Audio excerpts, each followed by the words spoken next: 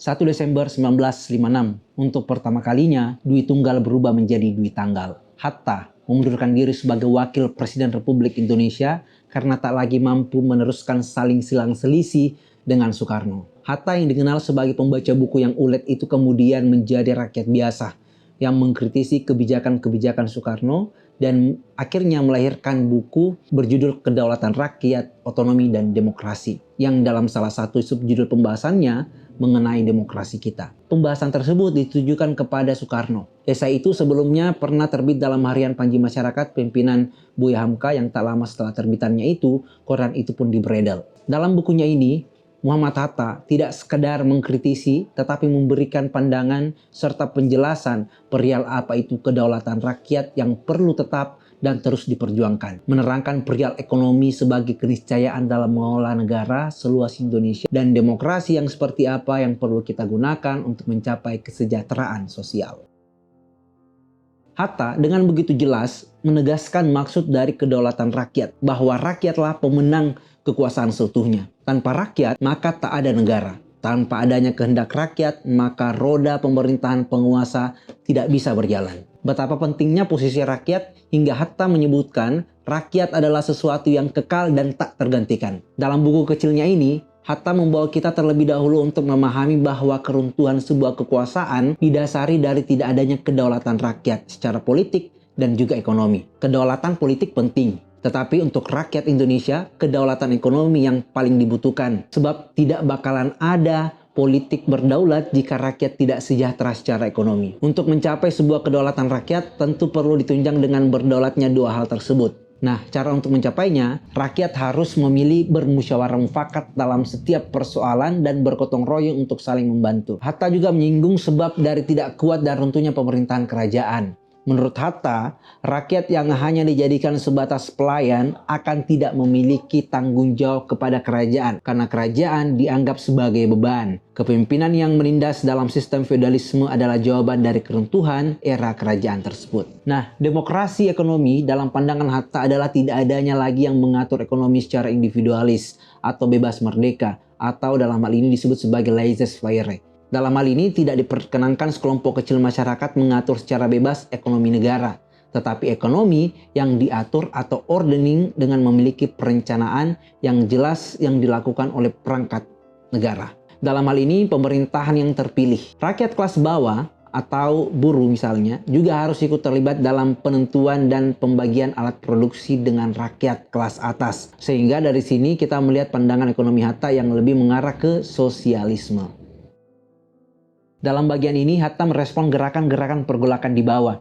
Banyak daerah yang ingin merdeka disebabkan rancangan pembangunan nasional yang tidak jelas, serta banyak pembangunan yang terlantar, yang pada puncaknya adalah tidak adanya kesejahteraan sosial, sehingga banyak kelompok-kelompok yang ingin mendirikan negara sendiri di wilayah NKRI. Misalnya PRRI di Sumatera dan Permesta di Sulawesi. Ini merupakan dua bukti paling nyata pergolakan daerah yang berkeinginan untuk mengelola negaranya sendiri. Nah, Hatta ini adalah seorang pendukung federalisme yang sangat mementingkan dan memikirkan daerah. Jadi Hatta dalam arti lain bisa kita kenal dengan daerah sentrisme. Nah, kemajuan Indonesia yang dia pahami tidak hanya berpusat pada kemajuan ibu kota. Semestinya kemajuan itu harus seimbang, sehingga menurut Hatta memilih dekonsentrasi dalam mengurus negara sekaligus sebagai solusi atas persoalan gejolak daerah, di mana desentralisasi fungsional dan teritorial berjalan berkelindan, memberikan kesempatan kepada daerah untuk mengatur wilayahnya sendiri.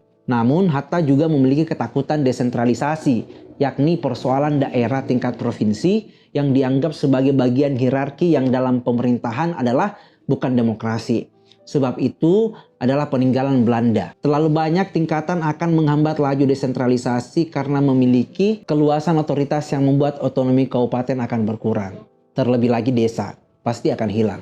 Oleh sebab itu kabupaten lebih dipilih untuk mendapatkan otonomi karena koordinasinya yang akan lebih mudah dengan desa, juga karena di provinsi tidak ada perwakilan rakyat, tapi perwakilannya dari daerah. Jika tidak seperti itu berarti buang-buang anggaran saja.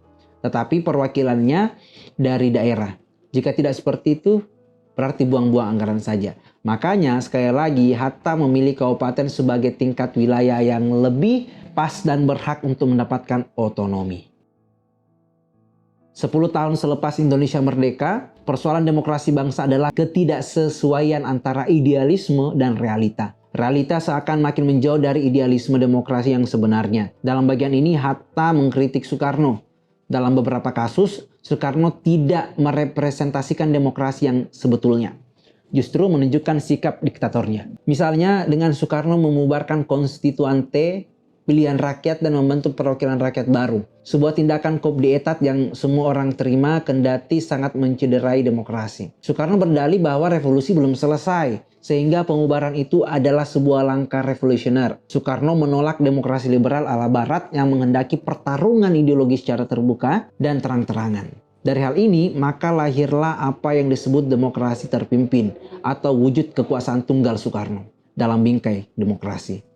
Akibatnya terjadi krisis demokrasi karena tidak adanya toleransi pada pemimpin-pemimpin politik, ditandai dengan ditangkapinya para tokoh politik yang berseberangan dengan penguasa dan dibubarkannya partai-partai politik yang mengancam kekuasaan penguasa. Kekuatan ultrademokratis para pemimpin adalah jawaban dari persoalan itu.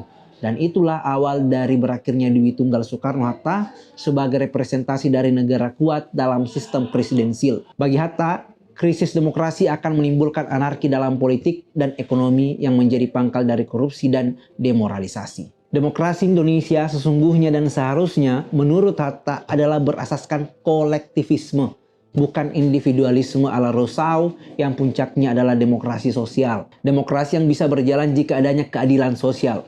Maka keadilan sosial menjadi syarat utama demokrasi yang berdaulat secara ekonomi politik. Hatta memberikan solusinya dalam segi politik, yaitu adanya sistem perwakilan rakyat yang bermusyawarah demi kepentingan umum dan ekonomi gotong royong yang disebut sebagai kooperasi sosial. Nah, pada akhirnya Hatta memperingatkan kepada siapapun kelak yang memerintah bahwa jangan pernah mengkhianati filsafat negara kita yang tercipta dengan semangat idealisme. Bertindaklah sesuai dengan amanat undang-undang dan Pancasila. Pada akhirnya, pandangan politik selalu melahirkan friksi. Hatta dengan segala kelegoannya menerima keadaan itu. Dia paham sebagai penganut kepercayaan demokrasi liberal bahwa perdebatan dan friksi dalam berpolitik tak bisa dihindarkan. Dia tetap menggunakan demokrasi sebagai pengejauhan tahan gagasan dan kritiknya secara terbuka. Dari situasi Hatta ini kita memahami bagaimana menjadi tokoh politik yang kritis sekaligus negarawan yang tetap memikirkan rakyat sebelum diri sendiri. Kita rindu Hatta-Hatta yang baru yang makin hari makin sulit kita temukan.